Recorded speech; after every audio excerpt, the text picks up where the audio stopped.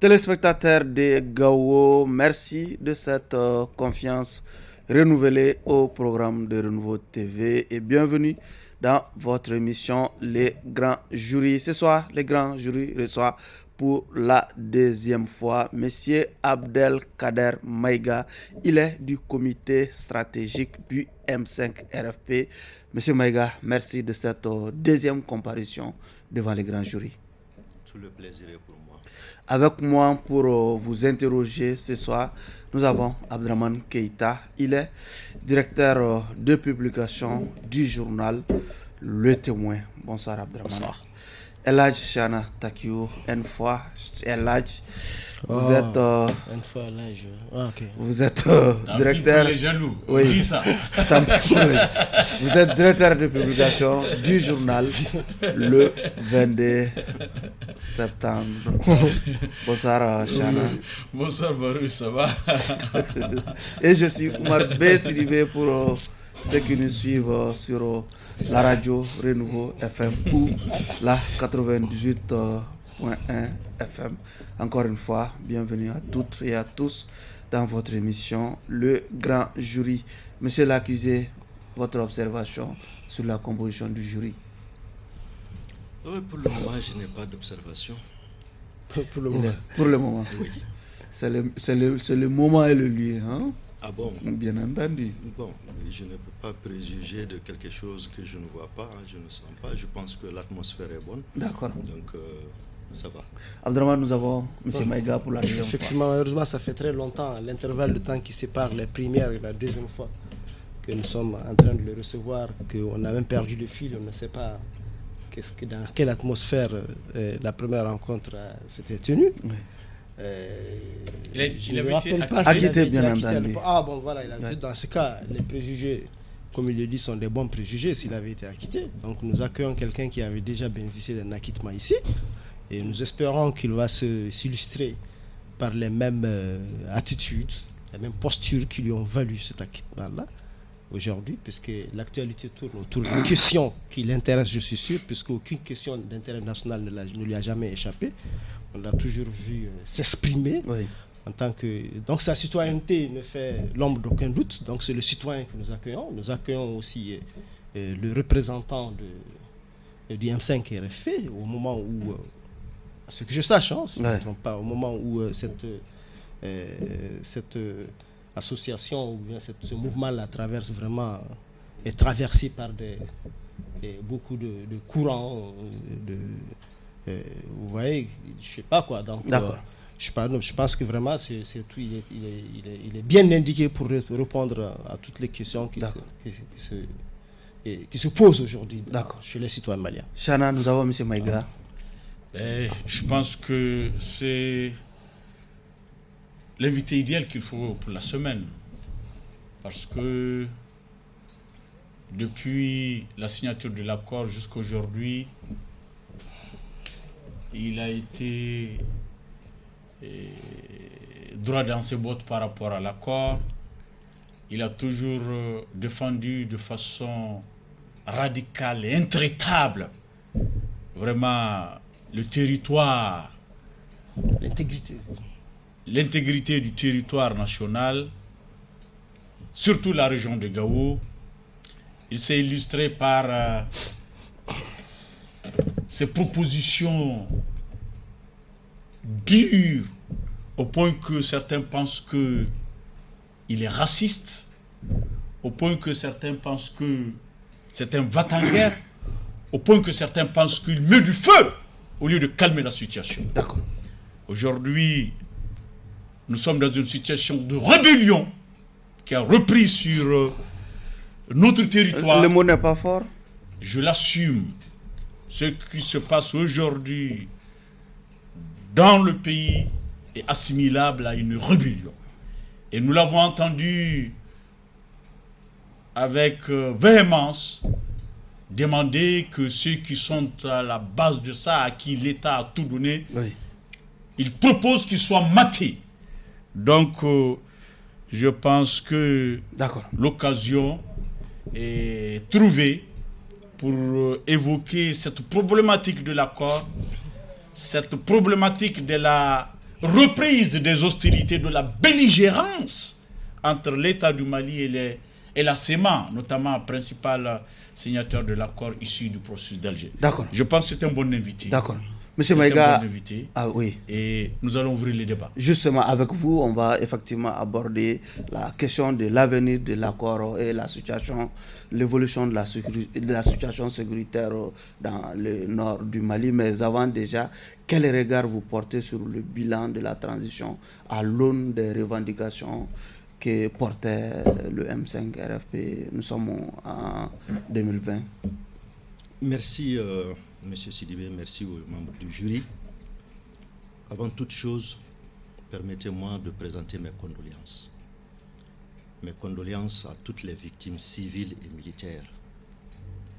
Mes condoléances à toutes les familles durement éprouvées. Mes condoléances au peuple malien. Et à tous ceux qui nous aident. Permettez-moi également de dire bravo à nos forces de défense et de sécurité.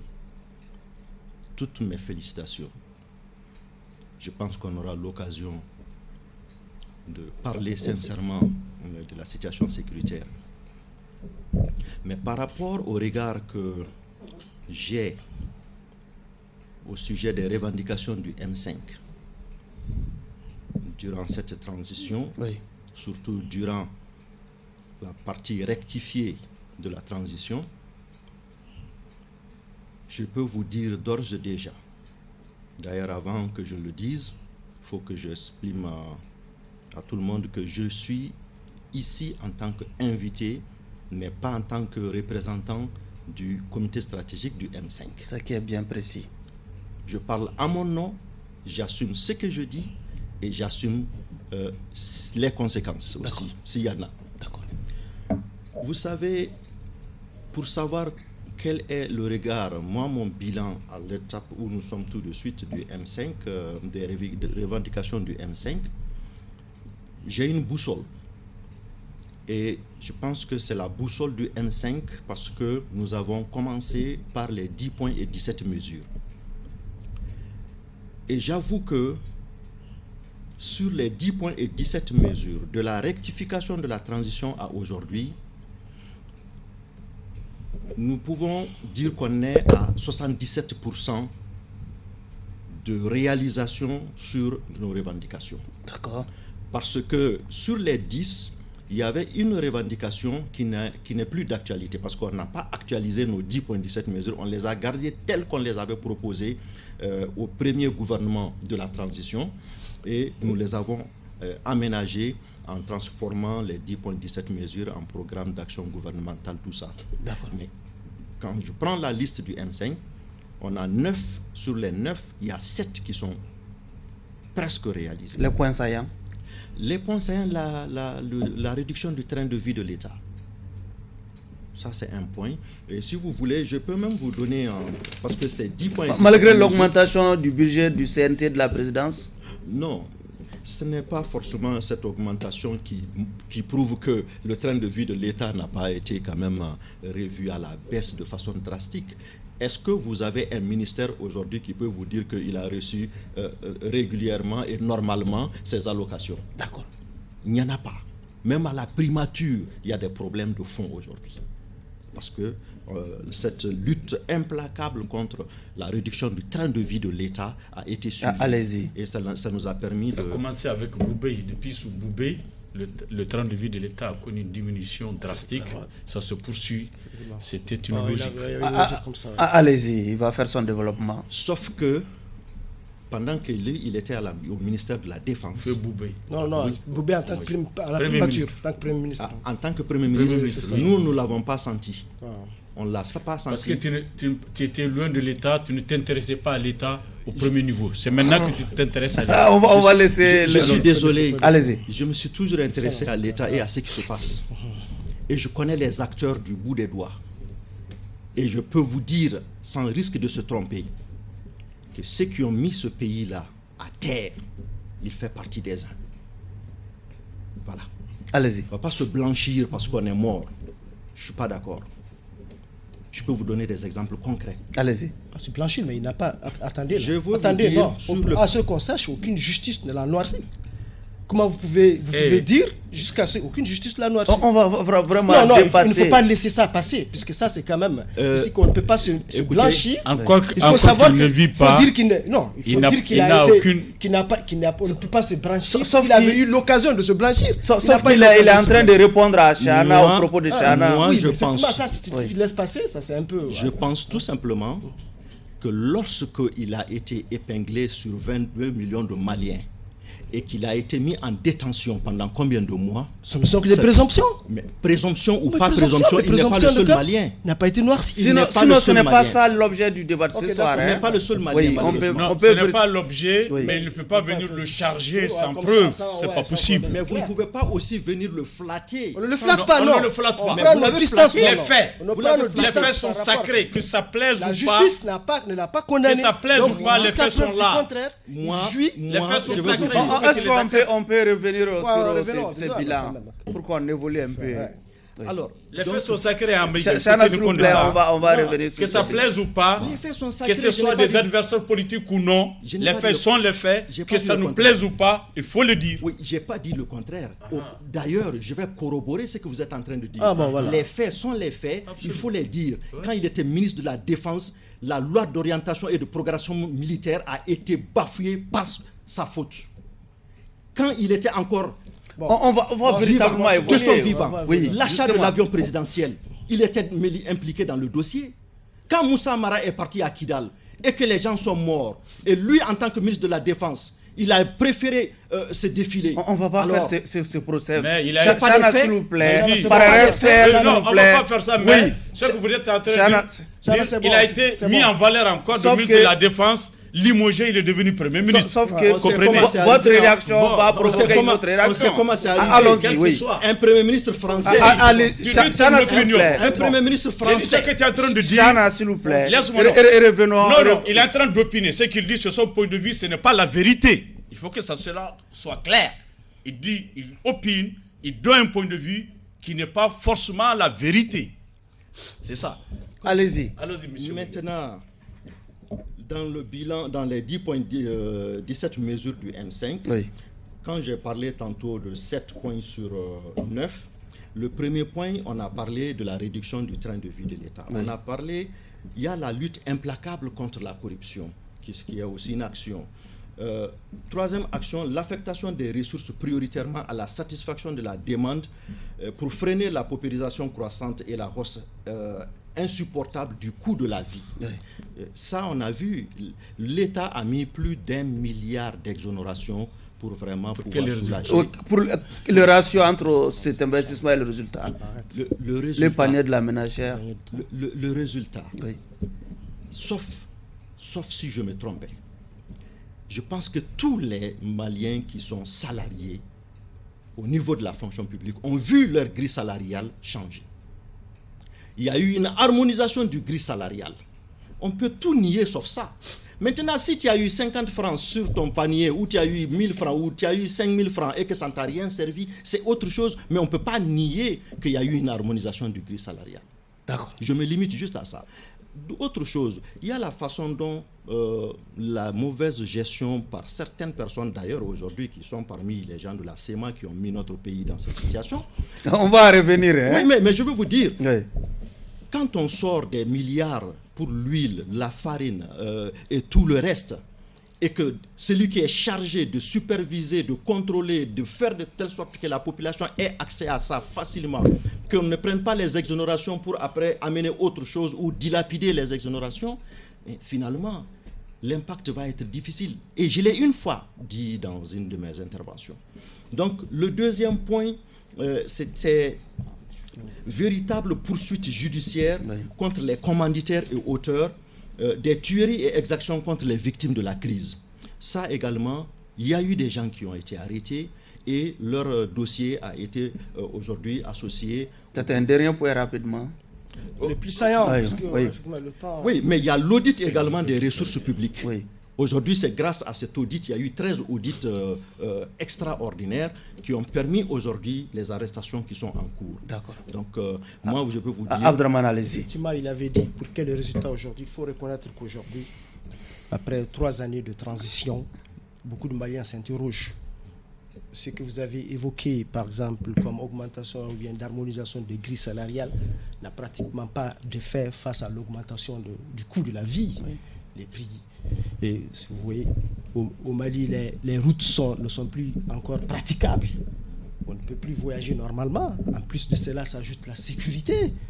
S'ajoute à cela les coupures d'électricité et d'eau qu'on ne peut même pas compter. Vous voyez, finalement, est-ce que vous n'êtes pas, malgré tout ce que vous dites comme avancée, ce que vous êtes en train de faire, en train de rendre les Maliens nostalgiques du passé? Et c'est le cas pour beaucoup de Maliens aujourd'hui. Donc vraiment, est-ce que vous pensez que tout ce que vous voulez là, cette énumération théorique de ce que vous avez promis aux Maliens et qui n'est pas forcément vraiment, qui n'a pas d'impact sur le quotidien des Maliens, est en train de les rendre nostalgiques, M. Maïga? Je peux juste vous dire une chose. Le problème de l'EDM aujourd'hui est une vraie tâche. Ah, ça c'est entre autres. Non. Il va répondre à la question. Ouais. C'est entre autres. Le problème de l'EDM est une vraie tâche aujourd'hui pour la transition. Une tâche noire. Une tâche noire pour la transition. Le problème des routes aussi. Ce n'est pas par manque Ma ville. de volonté d'essayer de corriger. Je sais que tout récemment, il y a eu des fonds qui ont été levés pour pouvoir adoucir les souffrances des populations. Il y a eu des investissements qui ont été faits. Mais permettez-moi de vous dire, lorsque vous avez une entreprise, même un véhicule qui roule pendant 3 ans, pas de vidange, pas d'entretien, rien. Mais un beau jour, vous allez vous retrouver avec un moteur qui ne marche plus. Et pour que le moteur marche, il va falloir peut-être changer complètement de moteur ou changer 90% du moteur. Donc, quand on fait une extrapolation à l'image de EDM... Sauf que quand... Non, c'est pas l'image de l'EDM seulement, il y a beaucoup d'autres choses. Il y a l'EDM, il y a l'assainissement, il y a à Bamako, on ne peut même plus respirer, tout est sale. Vraiment, il faut reconnaître que la transition incarne vraiment, n'a pas répondu aux attentes des populations telles que vous leur avez donné de l'espoir. C'est une évidence, M. Maïga. Maintenant, M. Keïta, je veux vous dire, vous êtes en train de chercher des poux sur une tête rasée. Parce que vous voulez ramener le Mali à un problème de pollution, à un problème juste d'électricité. Quand on parle d'électricité, mais non, je vous ai écouté. Vous oubliez une chose très importante. Le Mali n'existait plus. Ah, pourtant, ça, c'est des problèmes qu'on ne connaissait pas du temps où vous disiez que le Mali n'existe pas. Si c'est des problèmes qu'on ne connaissait pas. Mais si je ne peux plus parler, mieux vaut que je m'en aille. Allez-y. Mais je ne peux plus parler. Allez-y. Je veux vous dire d'où nous venons. Le Mali n'existait plus. Nous avions pris le Mali dans le gouffre. Il n'y a aucune nostalgie pour quelqu'un qui veut voir son pays en voie de disparition. Tout le combat que nous avions mené, c'était pour le pays ne soit pas divisé, que le pays ne parte pas en lambeaux. Parce qu'on n'avait aucune armée. Ça, c'est les intentions. Oui. On n'avait pas de matériel. On n'avait absolument rien. Un appareil étatique qui ne fonctionnait pas. Et aujourd'hui, grâce à Dieu, grâce à la combativité des Maliens, grâce au sacrifice, à la résilience des Maliens, nous avions une armée extrêmement dotée. Si par le passé nous avions signé des accords bizarres, c'est parce qu'on n'avait pas d'armée. Allez-y, Chana. Oui, M. Maïga, dans l'énumération faite tout de suite, vous avez parlé des arrestations relatives aux événements. Je n'ai pas eu connaissance de cela. Est-ce que vous pouvez nous dire, par rapport aux événements, les tueries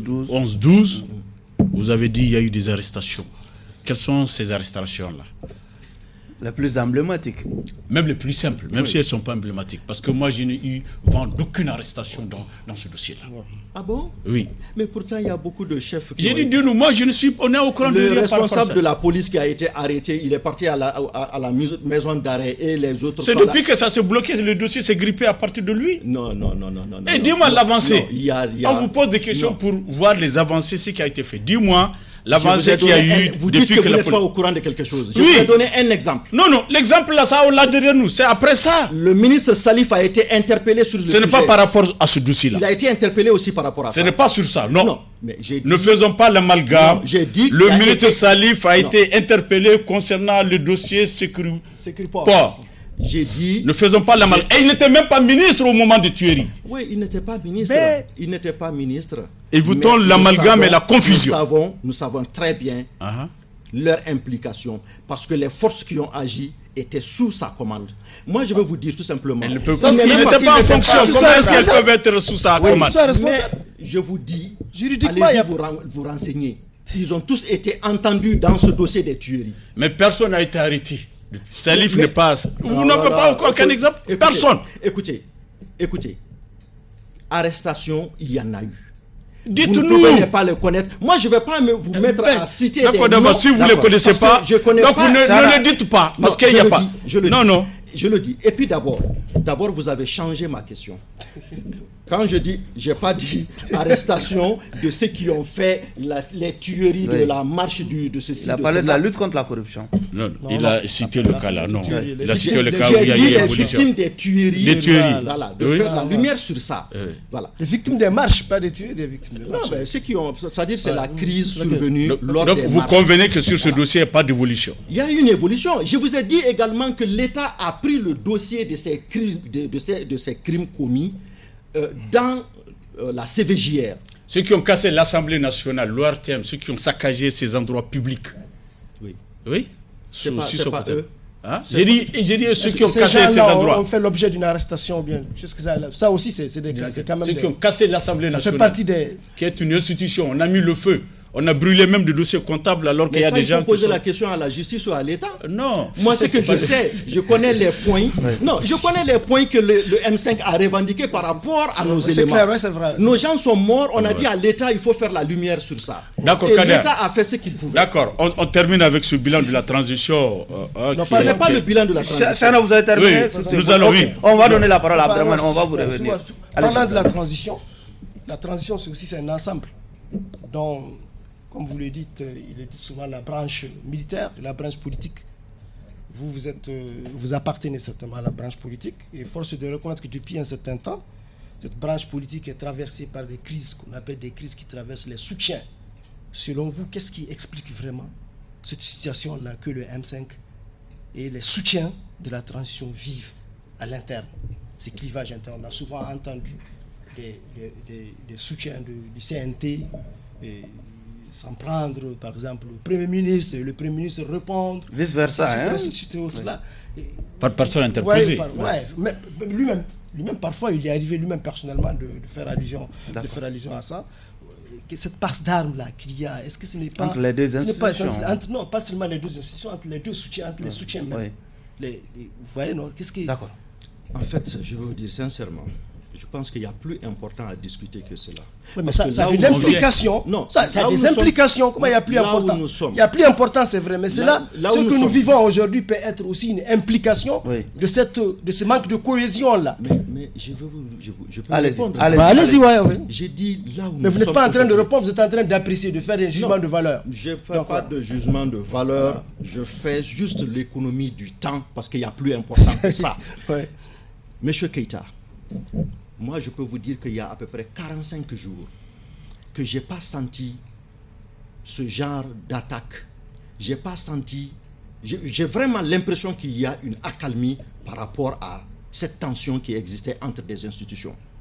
Mais au lieu de m'attarder là-dessus, et même dire des choses qui peuvent éclairer, qui peuvent réveiller les mauvais souvenirs, je préfère dire Dieu merci que ça dure.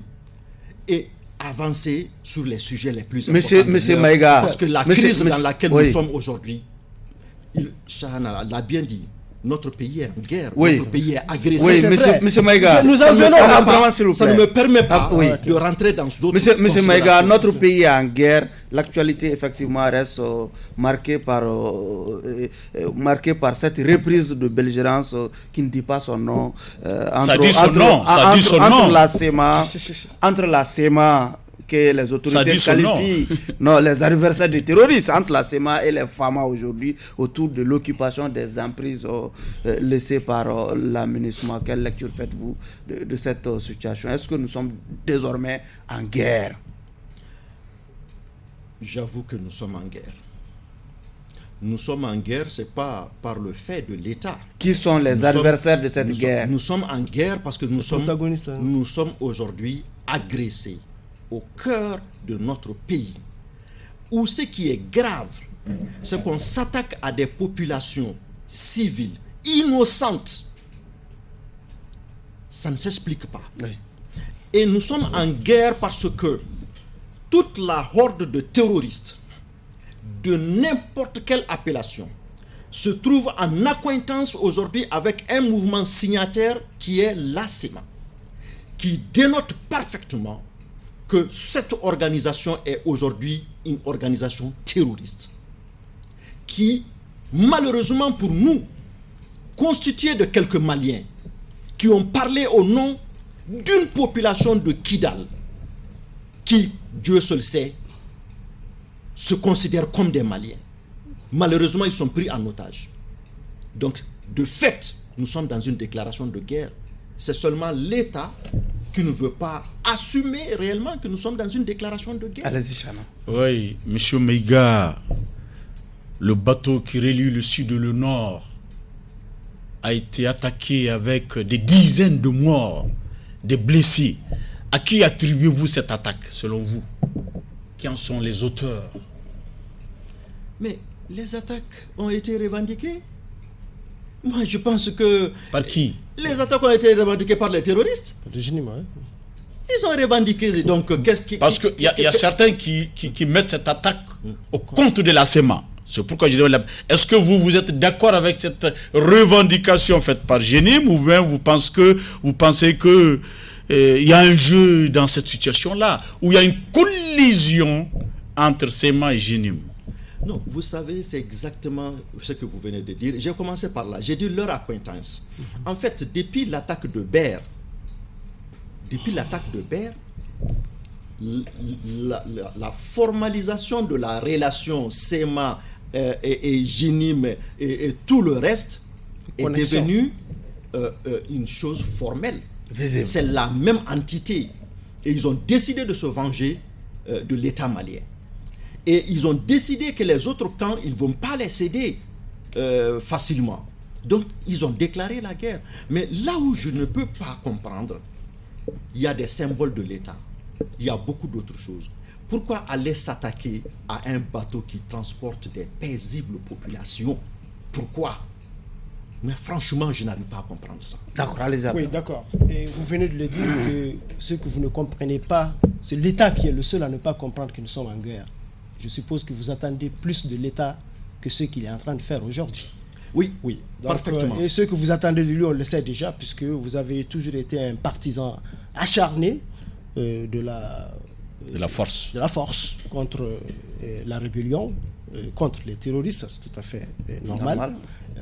Mais comme on le voit aujourd'hui, la situation a pris quand même une dimension qui fait que les civils, vous venez de le dire, payent beaucoup plus le prix que même les militaires de ce que nous vivons aujourd'hui. Et vous persistez encore à croire qu'il faut mettre l'accent sur la force au lieu d'exploiter les canaux de réconciliation. Bien, quel sens donnez-vous à la réconciliation? Non, vous savez, par rapport à cette situation, tantôt vous dites que pour moi l'État doit faire plus. Avant d'oublier, donc il faut que je dise ce que je pense que l'État doit faire. À la date où nous sommes, à mon humble avis, l'État devrait faire savoir à tous les Maliens que nous sommes en état de guerre. Parce que nous avons été... Formaliser la guerre. Nous sommes agressés. Et par des gens aguerris. Et qui sont soutenus par des puissances. Donc nous sommes en état de guerre. Deuxièmement, l'État malien aujourd'hui doit forcément radier tous ceux qui sont de la CEMA, qui sont dans les institutions ou dans les services de l'État. Troisièmement, l'État doit demander à ce que sur l'ensemble du territoire malien, tous ceux qui se réclament de la CEMA doivent être cherchés et emprisonnés. Parce que c'est eux qui sont à la base de cette agression. Et quatrièmement, je pense que l'État doit imprimer une façon de faire à l'ensemble de la population malienne, à commencer par les chaînes publiques. On ne peut pas continuer à diffuser n'importe quoi alors que on est en deuil. On est en deuil. On ne peut pas. D'ailleurs, on doit se préparer. Ça, c'est le 5e point. L'État doit faire savoir à la population que cette agression ou cette guerre contre le terrorisme, ça peut durer.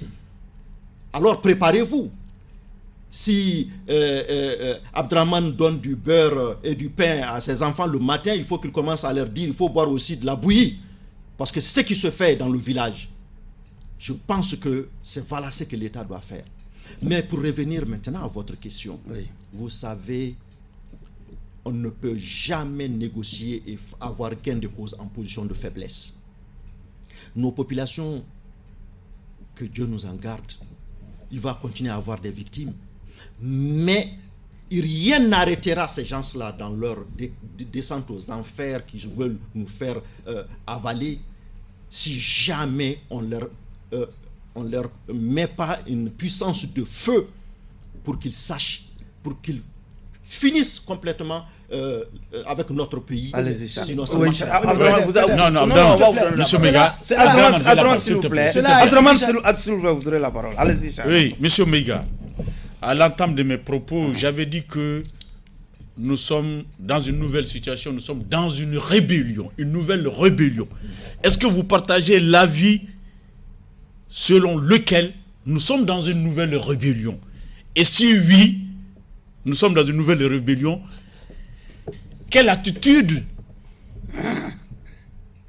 pour les populations des régions du nord du Mali? Oui, Charles, franchement, je pense que nous sommes dans une rébellion. Et moi, je n'ai jamais cessé de dire aux gens de Gao, peut-être qu'ils m'entendent aujourd'hui à travers votre télé, d'ailleurs je vous remercie pour l'occasion que vous m'offrez, je n'ai jamais cessé de leur dire que la guerre n'a pas commencé. De se préparer parce que la vraie guerre pour libérer notre pays va arriver. Je l'ai dit plusieurs fois, les audios existent encore. Qu'est-ce que je conseille à nos populations? C'est de continuer exactement ce qu'ils ont commencé. En fait, si l'armée a réussi en main de maître, c'est parce que certaines personnes, des populations, ont sacrifié leur vie pour donner des informations limpides. Certains sont même partis se mêler de ces terroristes pour pouvoir faire des vidéos en temps réel pour transmettre.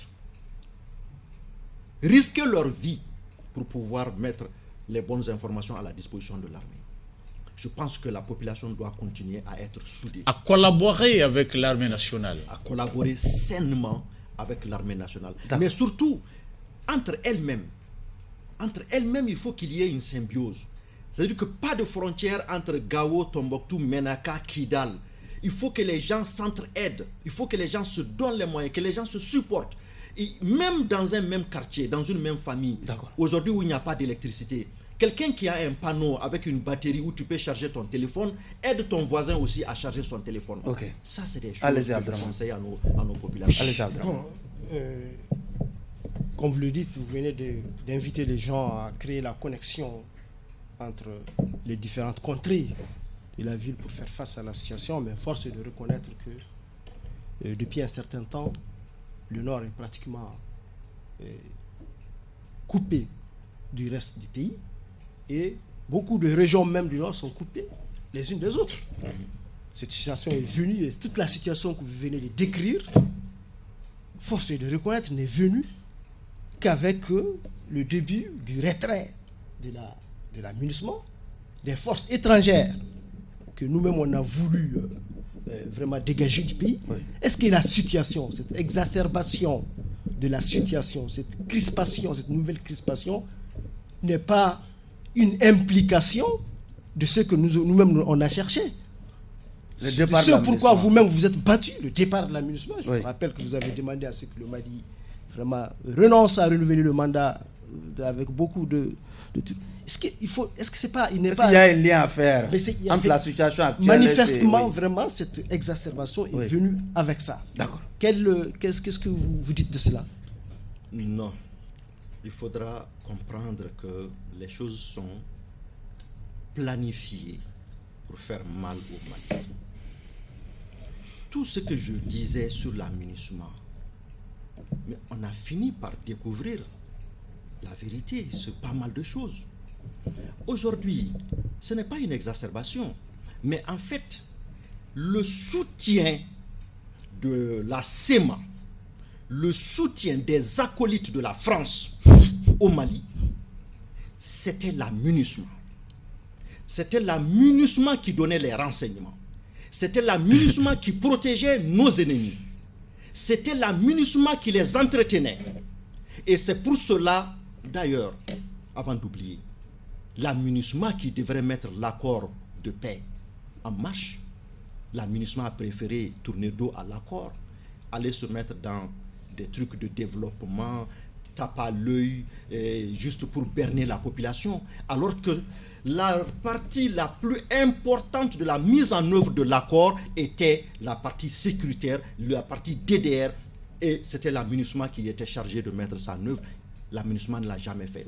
Aujourd'hui, que le dernier espoir, en fait, de ces rebelles, de la SEMA, de ces terroristes, leur dernier espoir, c'était de voir la MINUSMA rester. Mais c'est maintenant qu'ils ont compris. Non seulement la MINUSMA va partir, les camps de la MINUSMA ne vont plus leur appartenir, et l'accord qui était lié, qui liait la MINUSMA à beaucoup d'entre eux, cet accord-là va voler. Quel intérêt, Kader, quel intérêt selon vous l'ONU a à déstabiliser le Mali? Quel intérêt? Moi je sais pas.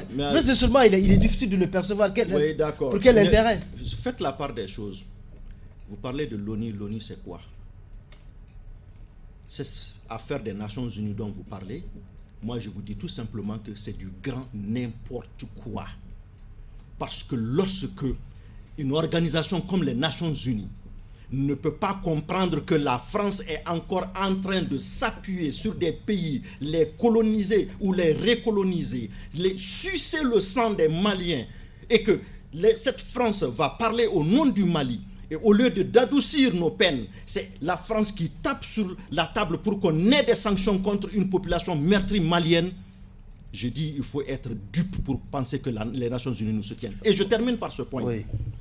J'ai toujours dit dans mes propos que la communauté internationale n'a pas été correcte avec le Mali dans la mise en application de l'accord. C'est la communauté internationale, c'est les Nations Unies et tout ceci-là qui étaient chargés d'accompagner la mise en œuvre de l'accord. D'accord. Qu'est-ce qu'ils ont fait? Malgré le cri de cœur des millions de Maliens qui disaient que l'accord n'était pas bon, pourtant ils ont préféré fermer les yeux dessus. Chana. Parce qu'ils ont leur intérêt dedans, que le Mali soit divisé.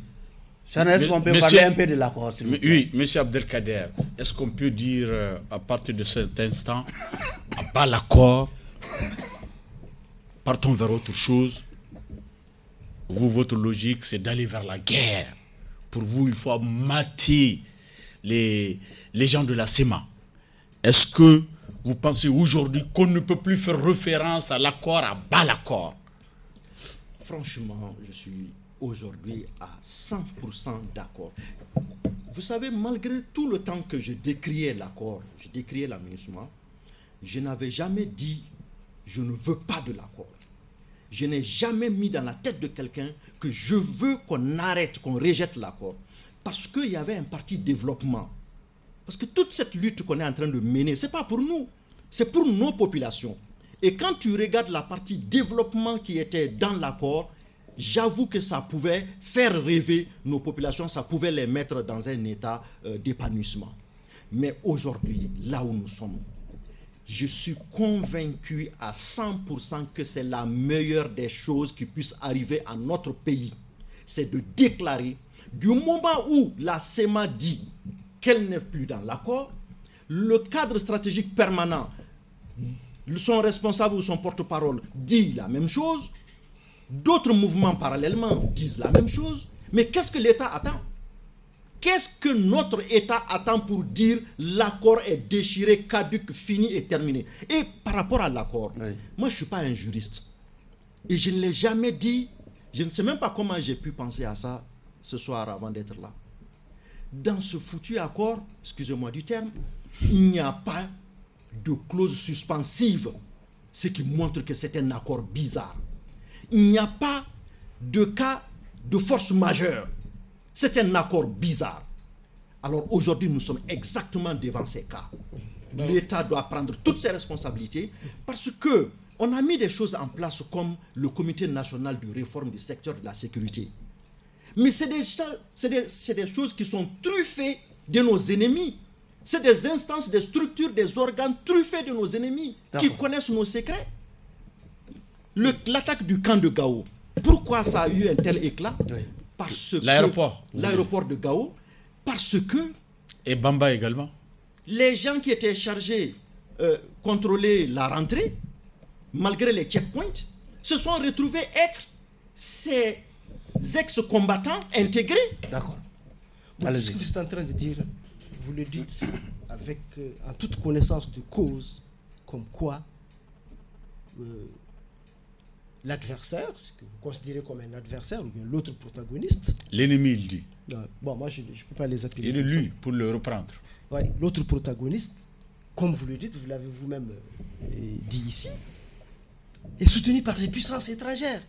Est-ce que ce que vous êtes en train de faire, de demander cette déclaration de guerre, de répondre à la déclaration de guerre, ce que vous appelez déclaration de guerre par une déclaration de guerre, de répondre à la guerre par la guerre, ne consiste pas à transformer le Mali en terrain de guerre entre puissances? Non. Je pense que nous sommes en train de nous battre pour notre indépendance totale et notre souveraineté. Non, vous avez c'est tout à fait normal. Mais comme dans votre esprit, ils sont soutenus par des puissances étrangères. Mais permettez-moi d'avancer. Allez-y. Ces puissances, aujourd'hui, sont en déconfiture à travers la planète si vous regardez la géostratégie.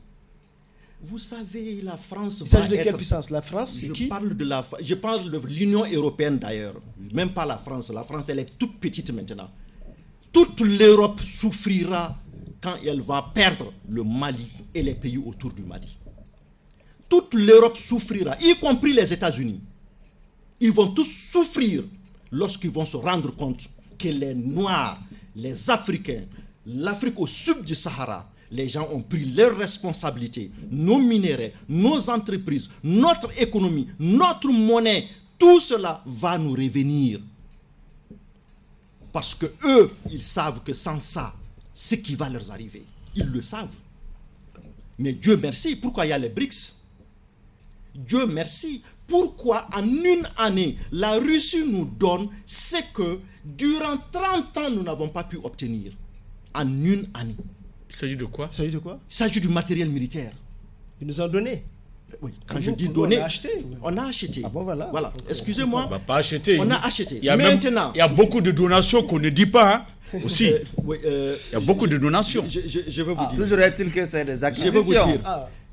Des acquisitions. Oui. Dans l'opacité aussi parfois, puisqu'on ne sait pas comment c'est acquis aussi, puisqu'on reproche aux autres d'avoir acquis dans des conditions opaques. D'accord. Et aujourd'hui, on ne parle même pas de conditions dans lesquelles nous acquérons. Moi, je pense que allez-y, s'il y a du feu dans ta maison, tu ne vas jamais me demander, Kader, l'eau que tu viens de verser là, tu as pris. Mais en 2013, il n'y avait pas le feu au Mali. Il y avait le feu au Mali.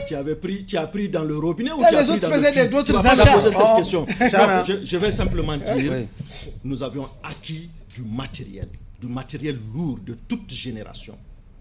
Nous avons acquis avec la Russie, avec la Turquie, avec l'Iran, la Chine et d'autres pays. Ils permettent de faire face aux puissances étrangères. Pas pour permettre de faire face aux puissances étrangères, pour permettre de nous prémunir contre ce genre d'attaque. Mais quand je dis qu'ils sont soutenus par une puissance, il faudra bien comprendre que je suis convaincu que si ce n'est pas pour aller vers une troisième guerre mondiale, aucune puissance ne viendra s'attaquer directement au Mali, au stade où nous sommes tous. Chana, on parle d'éventualité de la prorogation du délai de la transition. Non, il y a plusieurs C'est votre dernière question, je suis prêt à la poser, parce que vous êtes un va-t-en-guerre, M. Maïga. Vous voulez qu'on réponde à la provocation de la SEMA par la guerre. Est-ce que vous pensez que notre puissante armée, celle qui monte en puissance, peut faire face à cette guerre asymétrique que nous déclare la rébellion? Vous savez, M. Chahana Takiou, il vient de dire qu'on a acquis. Avec tout le respect que j'ai pour vous. Je pose une question, je n'ai pas opinion. Non. Avec tout le respect que j'ai pour vous. Lorsque vous me dites, ce n'est pas la première fois ni la deuxième fois, que des gens m'accusent d'être va-t-en-guerre, d'être raciste, je comprends, parce que c'est les gens qui l'ont dit et vous me transmettez leur commission. Mais lorsque sur ce plateau, vous me regardez dans les yeux pour dire que je suis va-t-en-guerre, je pense que vous me manquez. Non, pas du tout. Non, c'est votre position. Non. On parle français. Non. Vous dites qu'il faut aller en guerre contre ces gens-là. Non. Vous ne prononcez pas de paroles de dialogue, de conciliation, mais c'est une parole. Vous avez des paroles de va-t-en-guerre. En français, on ne peut dire que ça. Non. Vos propos sont des propos de va-t-en-guerre, si vos questions ne se rapportent pas à une réconciliation ou à d'autres solutions, moi, je suis obligé de vous dire ce que je pense par rapport à la vision que j'ai. Mais c'est cette vision qui est une vision va-t-en-guerre. Aujourd'hui, oui, je préfère une vision, oui, mais votre façon de le dire, c'est autre chose. Non, c'est pas autre chose. On peut trouver les termes. Oui. Parce que moi, je veux vous dire. On peut dire va-t-en-paix. Je veux vous dire, vous pouvez penser. N'importe qui peut penser ce qu'il veut à travers ma façon de parler, à travers ma tonalité, à travers mes réactions. Mais le rôle de réconciliation que je joue, le rôle en sous-marin que je joue pour apporter de l'accalmie pour mon pays, je peux vous dire, des gens auxquels on colle l'étiquette de saints ne le font pas. Je peux vous dire, moi j'ai discuté avec des rebelles, j'ai discuté avec des terroristes, j'ai discuté avec des politiciens, je marche la nuit, je marche le jour, je voyage, je finance des choses juste pour que les gens puissent parler le même langage. Je dis ce que je pense dans la fermeté. Mais ça ne veut pas dire que je veux la destruction. Mais la vérité, je ne tourne pas autour du pot. Et rien ne nous permettra d'être paisibles, d'avoir notre pays. Je l'ai une fois dit par le passé. Avoir un État voyou à côté de ton État, tu n'auras jamais la paix. Si le Mali était divisé, qu'on ait un État voyou à côté du Mali, le reste du Mali n'aura jamais la paix. Et tout le prouve aujourd'hui. Donc votre question, ce n'est pas le fait d'aller faire la guerre à la SEMA qui est un problème. Non, ce qui est un problème, comme je vous l'ai dit, c'est les puissances qui veulent entretenir des gens pour venir détruire notre pays. C'est ça le problème. Et l'armée que nous avons aujourd'hui, Dieu merci, il suffit juste que des journalistes, des communicateurs, des Maliens, des patriotes, que les Maliens se donnent la main. Se dire que c'est la destruction de notre pays qui est programmée et qui continue. Donc il faut qu'on se donne la main pour sortir notre pays de cette situation. Nous allons gagner cette guerre-là. Abdraman, pour la dernière question. Dernière question. Oui, allez-y. Moi j'en ai deux pourtant. Allez-y Abdraman. Bon, s'il vous plaît, quoi. J'en ai deux. La première, c'est concernant des propos que je l'ai entendu dire, que la MINUSMA, je reviens là-dessus, est incompatible avec l'esprit de souveraineté et l'esprit du M5. Ça, c'est le propos que vous avez tenu. Je vous ai entendu dire ça. Est-ce que vous pensez que notre souveraineté s'accommode du cheminement avec des forces comme telles qu'on les appelle Wagner? Ça, ce n'est pas aussi une entorse à notre souveraineté? Jusqu'à preuve du contraire, je ne sais pas si officiellement l'État reconnaît que Wagner est là. Bon, de toute façon, les partenaires russes, si vous voulez, les partenaires russes. Donc, appelez les partenaires russes. Non, je dis ce qu'on appelle Wagner, c'est que je dis. Non, mais Wagner n'est pas les partenaires russes. Je dis, on les appelle Wagner. Et puis d'ailleurs, on peut me dire que Wagner est là, parce que plusieurs fois, Wagner même a dit qu'il est là. Et personne ne l'a démenti. En tout cas... Donc, cela peut nous permettre de dire que Wagner est là. Mais on ne l'a pas confirmé aussi. Oui, on ne l'a pas démenti aussi. Bon, donc voilà, ça, la Russie les partenaires russes que certains appellent Wagner. Est-ce que vous pensez que notre souveraineté, le domaine de souveraineté dans lequel nous sommes, la défense nationale, s'accommode, à défaut de s'accommoder de la présence de la MINUSMA, doit s'accommoder de la présence d'autres forces étrangères. Mais ce n'est pas la même chose, je vous en prie. Quelle est la différence? La MINUSMA qui est là pour nous tirer vers le bas. La MINUSMA qui nous a embourbés. Un accord de 24 mois qu'on a tenu pendant 10 ans. Vous voulez comparer cette MINUSMA à la Russie? 24 mois, 12 mois, c'est renouvelable chaque fois. Généreuse. Cette Russie qui nous a permis d'être armés, alors que le maître d'œuvre de la MINUSMA, qui est la France, a refusé qu'on puisse s'armer. La MINUSMA truffée sécuritairement de responsables français. Vous voulez comparer cette organisation à la Russie? Non, je vous en prie. D'accord. Oui, enfin, pour terminer, ma dernière question, Monsieur Omega. Vous n'êtes pas sans savoir qu'à Tombouctou, il y a le blocus. Nos parents qui sont là-bas nous parlent tous les jours de ce blocus. J'en sais quelque chose. J'ai des parents qui devaient venir, qui n'ont pas pu venir. Pas d'avion, pas de bateau, pas de route. Mais on continue officiellement à nous dire qu'il n'y a pas de blocus. Comment comprenez-vous cette situation? Moi, je suis informé du blocus autour de Gao. Je me pose énormément de questions. Jusqu'à présent, je n'ai pas eu la blocus autour de Tombouctou. Non, je vais dire, je n'ai pas fini. Vous êtes trop pressé. Ok. Blocus autour de Gao, parce que lorsque la route Gao-Douanza est coupée, c'est un blocus là. Ouais. C'est la même chose pour Tombouctou, sauf que Tombouctou, c'est encore plus grave parce que c'est tout autour qu'ils ont créé les conditions pour que les vivres ne rentrent pas et que les gens ne puissent pas se déplacer. Donc, j'ai eu l'information. Je me pose énormément de questions. Je n'ai pas pu échanger avec des responsables pour qu'on m'explique réellement qu'est-ce qui nous a amenés jusqu'à ce point-là. Mais je puisse vous rassurer aujourd'hui que je pense que c'est aujourd'hui la priorité de l'État. On n'a pas le choix. On n'a pas le choix. L'État ne peut pas fermer les yeux sur ce qui se passe dans la ville de Tombouctou ou dans la ville de Menaka ou Gao ou autre là et penser qu'il va gagner la guerre. Parce que notre problème au nord, c'est quoi? Surtout la ville de Tombouctou. Vous savez très bien la partie relation culturelle et le fait que Tombouctou ait un métissage assez prononcé par rapport aux autres régions. Ces gens-là ont eu le temps d'infiltrer Tombouctou à un point où on avait l'impression que tout est normal. Beaucoup de gens ont fait allégeance parce que je vois mon ami, mon frère, il est là-dedans, donc pour moi c'est une bonne chose. Et finalement, aujourd'hui où ils veulent se retirer, on les connaît, on connaît leur famille, ils sont plus sous tension et menacés physiquement dans leur existence. Donc ils ne peuvent même pas se soulever ou faire autre chose. C'est pourquoi ça marche mieux à Gao qu'à Tombouctou. Oui. Mais il faut que les gens de Tombouctou résistent encore. Après 30 secondes. Effectivement, oui, toute cette situation intervient à un moment où nous avons quand même, nous faisons face à un calendrier électoral, un chronogramme électoral qui devrait normalement nous conduire à un retour à l'ordre constitutionnel à février, oui. 6 février. Et ça intervient, comme on le dit, cette situation est en passe quand même de compromettre ce calendrier. Est-ce que cette situation n'est pas en même temps en train de conforter, votre position d'une transition de 20 ans?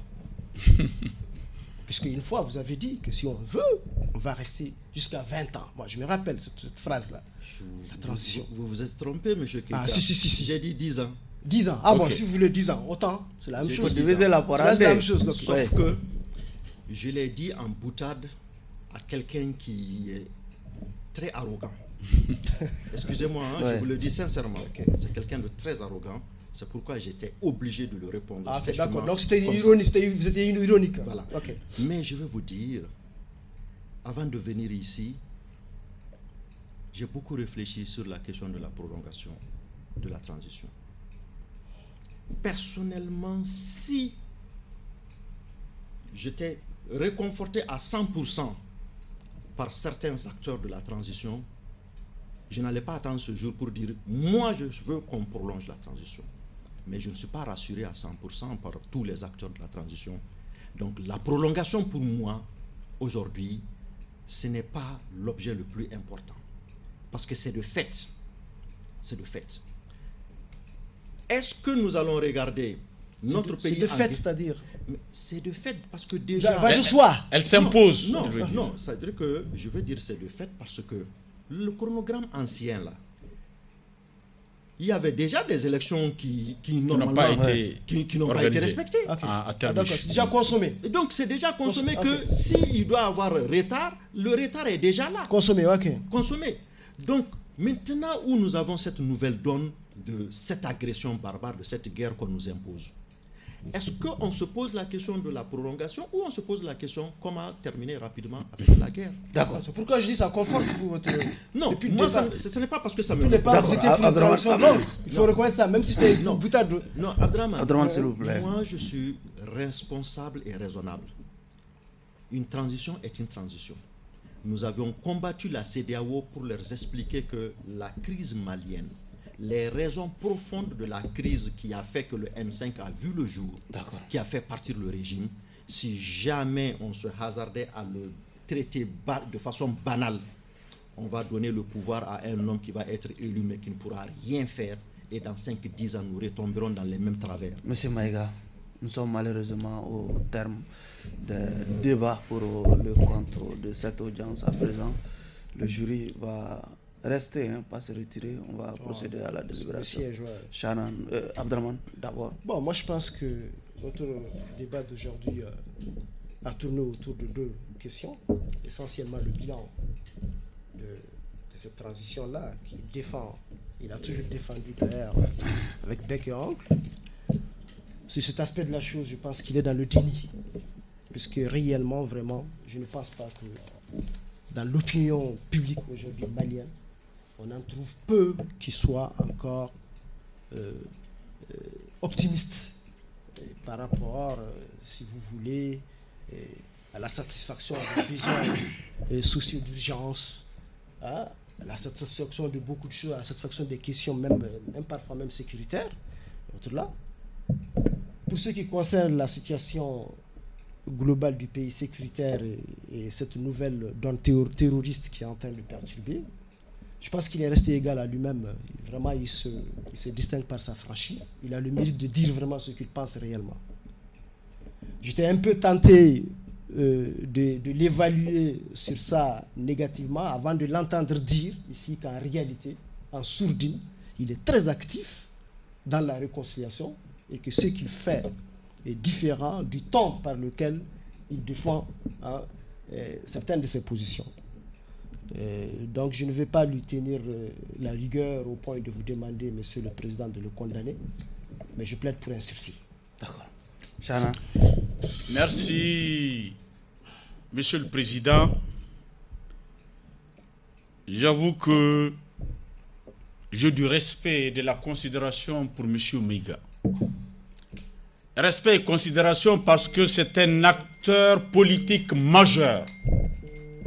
Dans notre pays, quand il y a des difficultés, quand il y a des problèmes, nous assistons très honnêtement à une certaine lâcheté de la classe politique. Rares sont ceux qui osent élever la voix. Rares sont ceux qui osent dire ce qu'ils pensent. Il s'exprime. Il dit ce qu'il pense. Il le dit haut et fort. Il le dit avec conviction. Même si on n'est pas d'accord avec lui. Oui, M. Maïga, il vient de défendre le bilan de la transition. Même si le bilan n'est pas bon pour certains, pour lui, il est bon. Il dit ce qu'il pense. Il le dit avec courage, avec abnégation. Concernant l'accord, il a clairement dit qu'aujourd'hui, l'accord là, il faut le déchirer. Et que le gouvernement doit proclamer la fin de l'accord. Il l'a toujours dit. Hein. Oui, il ne veut pas l'expression va-t-en-guerre, mais moi, de mon point de vue et de ma connaissance de la langue française, oui, je pense que son attitude, moi personnellement, je ne peux qualifier cette attitude que par une attitude de va-t-en-guerre. Oui. Elle n'est pas mauvaise en soi. Il y a une situation qui est là, lui, dans sa vision, dans sa compréhension des choses, il faut foncer, il faut attaquer, il faut agir. Répondre à la force par la force. C'est une option. Même si on sait que toutes les guerres finiront autour d'une table. Vous avez dit qu'il faut négocier en position de force. Quand on ne fait pas la guerre, on ne peut pas être en position de force. Il faut oser. Kader fait partie de ces cadres qui osent. Il ose. Il ose. Si autour de Choguel Maïga, autour de M5, on avait des cadres comme Kader, qui parlent haut et fort, qui défendent le régime, coûte que coûte, je pense qu'on aurait pu avancer un peu. Mais quand un régime n'est pas soutenu, quand il y a une certaine fébrilité, la lâcheté va s'accentuer. Kader refuse cette lâcheté. Monsieur le Président. Vous pensez au manque de courage? Au manque de courage, au manque d'expression. C'est vrai que ceux qui sont contre le pouvoir, souvent, ils ont peur de parler, de peur d'être attrapés par la justice. Mais ceux qui sont avec le pouvoir, qui disent de bonnes choses, qu'ils s'assument. D'accord. Nous sommes en politique, hein? Qu'ils s'assument.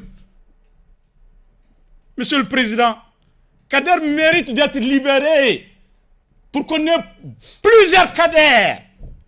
Il mérite d'être libéré parce que la République a besoin de lui. Il mérite d'être libéré, Gao a besoin de lui. Il mérite d'être libéré parce que c'est une voix pas comme les autres. Monsieur le Président, libérez-le. D'accord. Au bénéfice de ces deux réquisitoires très voisins et proches, il me plaît de libérer purement et simplement l'accusé. Comment c'est proche? Moi j'avais demandé bien un sursis mais adouci. Il me plaît de libérer M. Maïga des liens de l'accusation. Par conséquent, M. Maïga, vous êtes acquitté derrière moi. Merci, ça me va droit au cœur. Et je demande au peuple malien de rester soudé, de penser à l'intérêt supérieur de notre nation, de penser que nous avions tout le bonheur devant nous si nous arrivons à conquérir l'intégralité de notre territoire. Nos gisements, notre matière grise, nos terres, le Mali, je pense que nous pouvons faire des miracles si nous nous donnons la main. Je crois fermement que le Mali peut être parmi les grands pays de cette planète. Donc que rien ne nous distrait. Donnons-nous la main et partons à l'essentiel, mais de façon sincère. J'insiste, Chahana, c'est ce que j'aime chez toi aussi. J'insiste sur la sincérité. Aujourd'hui, notre plus grand problème au Mali, c'est le manque de sincérité. Donc, encore, bonne chance et bon courage à Renouveau TV. Ainsi prend fin ce numéro de votre émission Grand Jury qui recevait M. Abdelkader Maïga. Il est membre du comité stratégique du M5 RFP, même s'il n'a pas porté la parole de cette organisation